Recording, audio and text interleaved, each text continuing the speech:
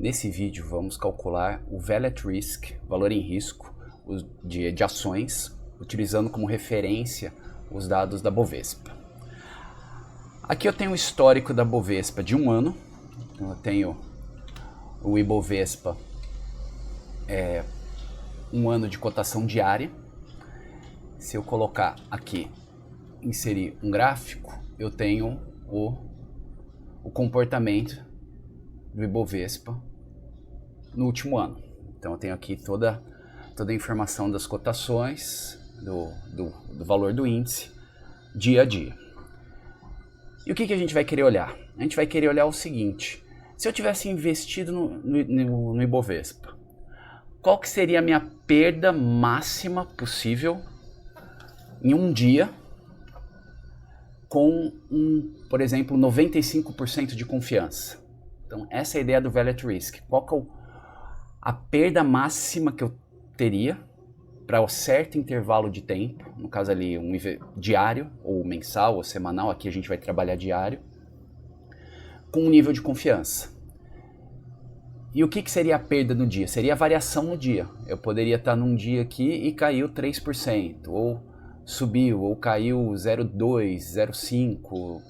Então eu quero saber, olhando o histórico, o quanto que eu posso esperar dado um nível de confiança. Então, essa variação a gente vai trabalhar não com o valor diretamente do fechamento, a gente vai trabalhar com o retorno de um dia para o outro. Então aqui a gente vai trabalhar com o log do retorno. Isso daqui eu vou pegar o log de um dia sobre... Na verdade é o inverso. Eu tenho o dia 2 do 4, dia 3 do... Não, tá certo. Tô vendo errado aqui. O log do dia 3 em relação ao dia 2 teve uma queda de 0,18%. Então, se alguém investiu aqui, no dia seguinte teve uma perda de 0,18%. No outro dia, ganhou 0,09%. Depois perdeu 0,5%. Depois ganhou 1,61%. E olhando esses dados aqui, eu vou inserir um gráfico, um histograma. Eu vou ter aqui o log do retorno, o log natural dos retornos. Opa, deixa eu arrumar. Então aqui eu tenho o log. Eu tenho a distribuição desses retornos durante esse período analisado, os retornos diários. Então se eu vir, deixa eu só organizar formatar esse eixo aqui para ficar melhor. O texto, formatação, categoria, porcentagem. Pronto. Melhor. Então eu tenho aqui que em média vai estar oscilando entre... Aqui esse bloco do meio está em menos 0,3 ou 0,16, ou seja, 0%. Então a expectativa diária é um retorno de 0%, mas teve variações. Teve casos de perder 2% num dia, 3% crescendo. E a gente vai assumir que esses retornos, o log dos retornos, tem uma distribuição normal. Então, se tem uma distribuição normal, eu vou querer saber um ponto de corte aqui, quantos desvios padrão abaixo da média, por exemplo, no 95% no caso ali, no 99%, enfim. E esse vai ser o valor em risco. A gente vai pegar esse percentual de queda, aplicar no valor, calcular em cima do valor aplicado, e a gente tem um valor inclusive financeiro.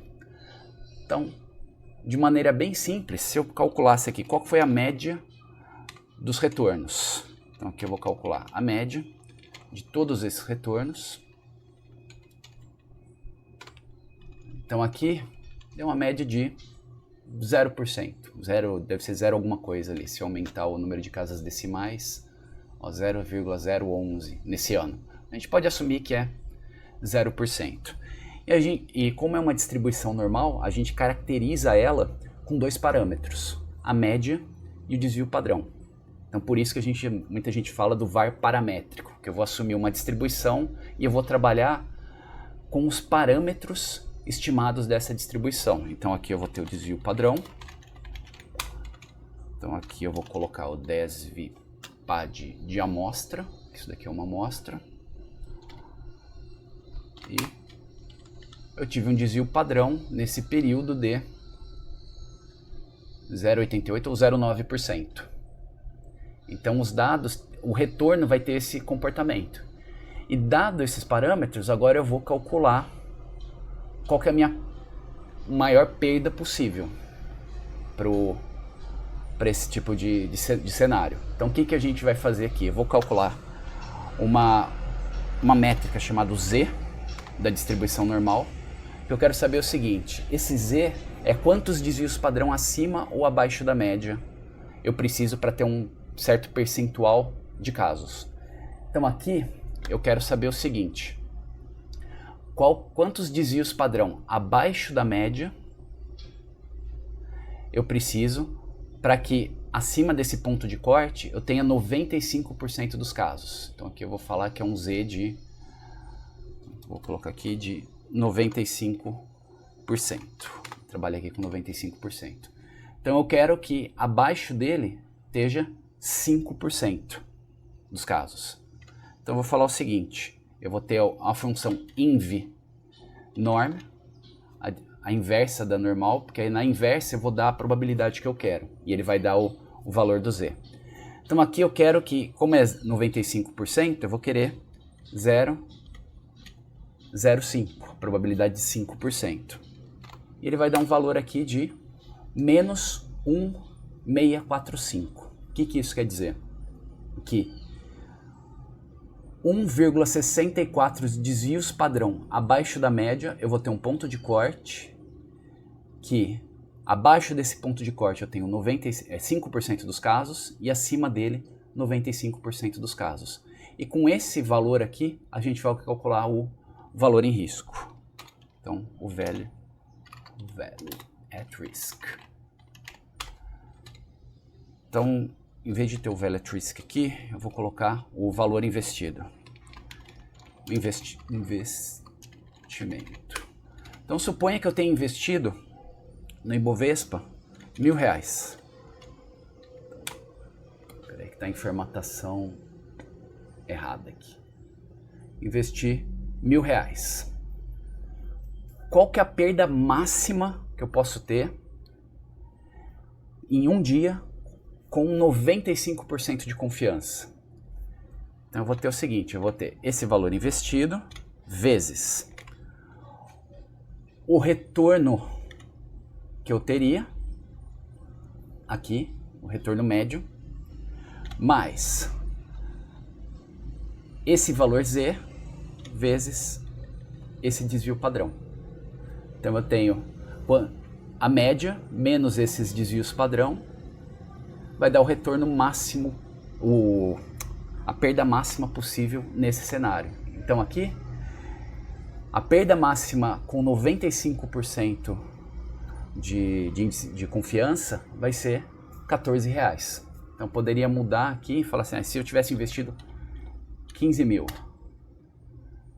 a minha perda máxima seria R$216. Uma outra variação também é assumir que a média dos retornos é zero. Aqui tem um retorno bem pequeno, acho que 0,011. Poderia simplesmente colocar isso daqui como zero. E vai ter uma alteração pequena ali no value at risk, mas isso daí não tem tanta mudança para a dimensão da perda. E um outro ponto é que se eu quisesse converter a perda durante a semana do dia para uma perda semanal, então eu poderia calcular o retorno semana a semana em vez de dia a dia, fazer o mesmo processo, ou eu posso converter o desvio padrão. Então esse desvio padrão aqui é por dia.